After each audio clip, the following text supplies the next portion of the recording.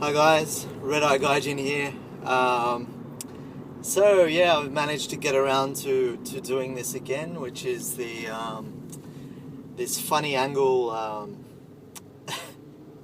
little iPhone video shooting that I like to do now on the way home from work while I'm driving, because it seems to be the only real time I've got time alone these days with a little bit of space to concentrate and reminisce on stories and other stuff that's happened during my Japan time. Anyway, today I wanted to talk about an experience I had, which I'd sort of ummed and ahed about whether or not I really should talk about this on YouTube, but for the moment my identity is hidden still, and even if you guys knew who I am or what my name was, I don't think it's that much of a drama anymore because it was over 10 years ago now.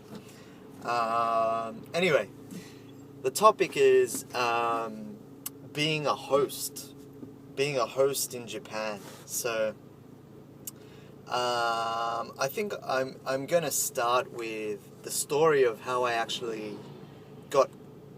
became a host in Japan. So I was living in Osaka at the time, and this is going back to I think 2002, and ironically, my day job was teaching kindergarten kids. So that I suppose makes this whole thing a little bit more controversial.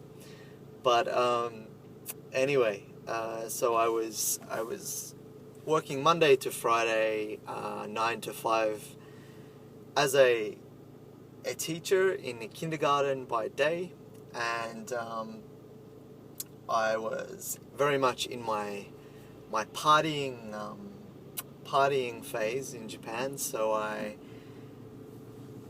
was going out a lot. I was drinking a lot. I was very much a sponge at the time in terms of learning Japanese. I was going out, talking to new people, talking to girls and guys, in izakayas.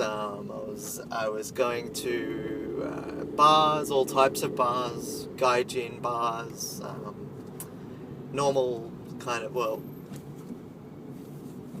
types of bars that regular Japanese people would go to. Anyway, I was out one night with an American. Actually, I was out with two American friends of mine at the time, and the three of us were quite good in terms of holding a Japanese conversation. I was probably much better than I am now. That was sort of my peak, because of how regularly I was out using Japanese and meeting new people, and just learning from my mistakes, I suppose. And the other two guys were good. That they had both majored in Japanese at university before they came over, and so they were really quite on top of their game. I think they'd been in Japan for 3 and 4 or 5 years respectively, and so we were out and we were talking to random people, and what we didn't realize though is we were being observed. So we were in a bar. I think it might have been a not specifically a Gaijin bar, but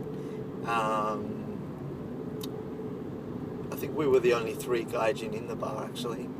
But you know, it was in the middle of the city, so it wouldn't have been that weird for a foreigner to be in there. Anyway, while we were sort of in mid-conversation with a group of three girls, we actually were approached by a Japanese guy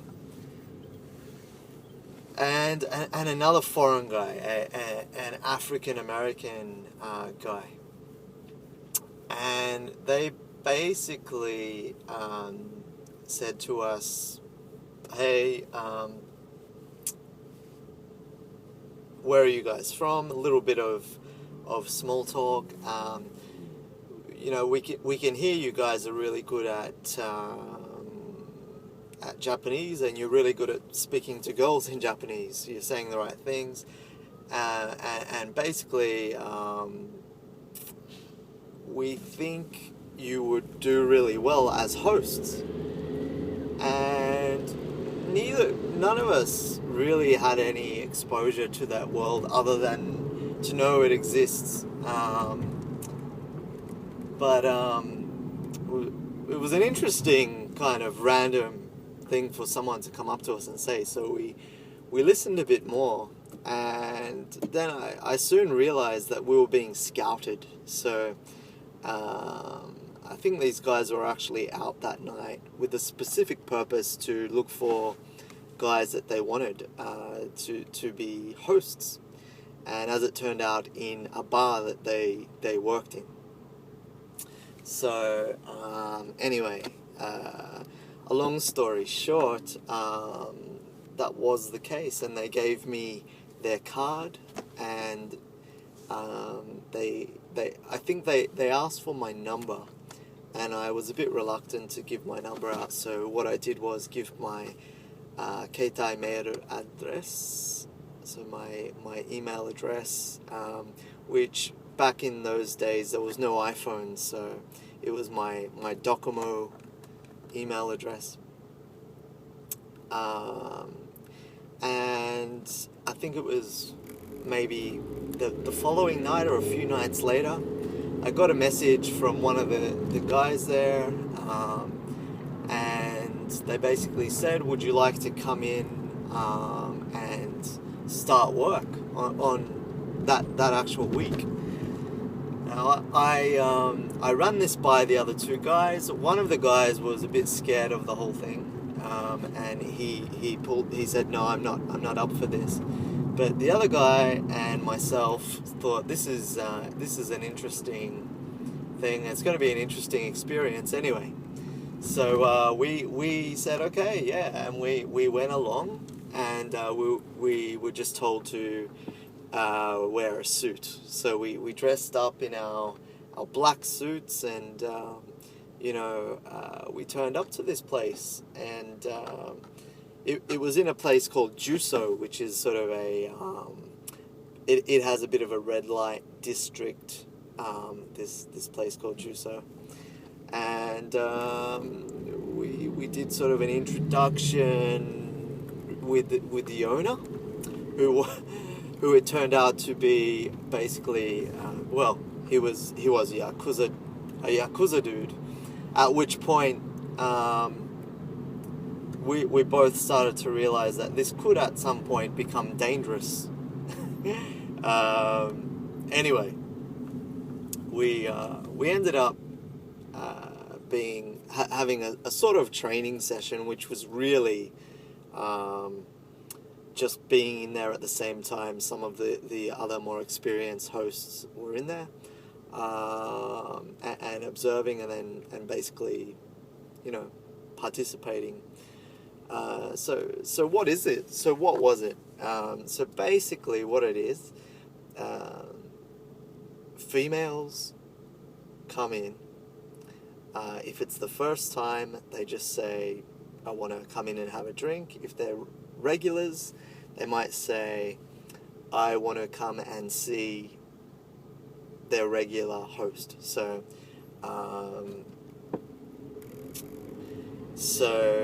depending on which one, that'll see as to where they will sit, and they will sit with their host or a new host if they've never been there before, and order drinks, and that host will basically flirt and converse and act interested in this person while drinking. You can't do that job if you're not going to drink. And basically, in terms of the business model, well, in terms of how you will get paid as a host, is firstly, you will get money paid to you if a customer utters those words, "I want to sit with Red Eye Gaijin," for example. So back then it was I think Sanzenen, 3,000 yen, if somebody actually asked to sit with me. And then it was quite a low rate per hour. I think it was senen per hour. So it wasn't the hourly sort of rate that would give you the money. It was people asking for you. And also where the real money was we'd get a commission on how much they would drink. And so basically that meant you were encouraged to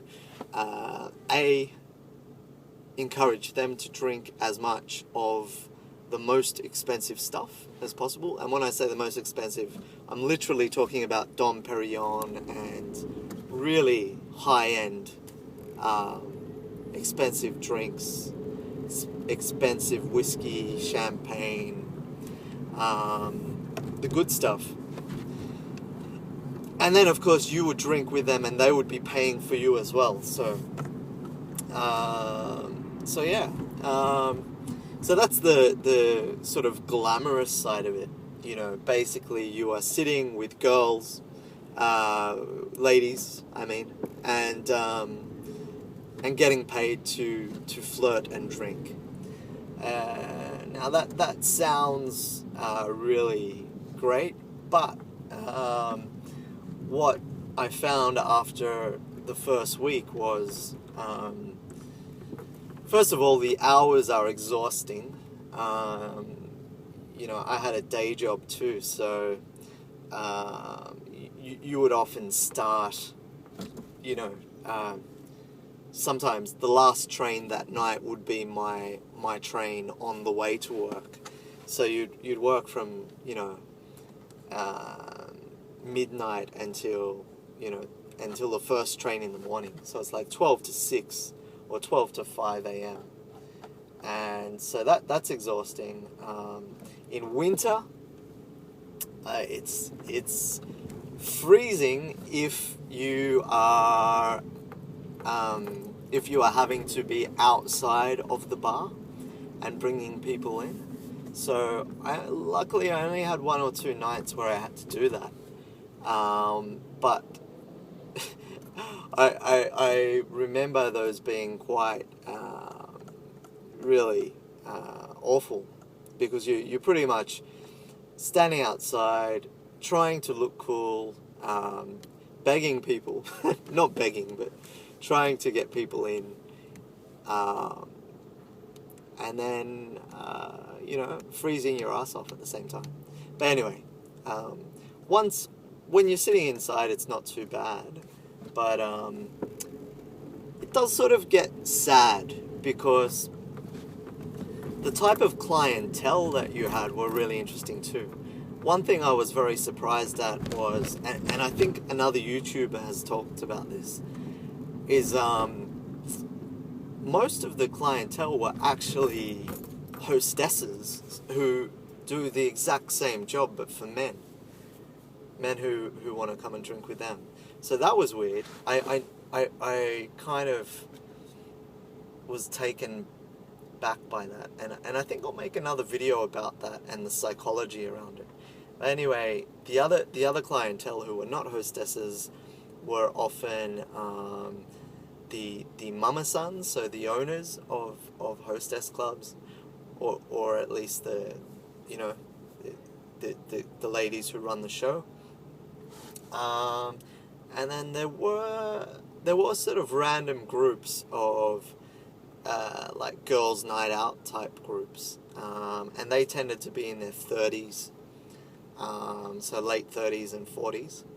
So yeah, there were some normal people who were actually not as comfortable being in there, which basically was a sign that they were normal people, because they weren't used to doing it. But yeah, it was an interesting experience. I'm gonna stop this video here, and it would be interesting to know what else you want to know about this.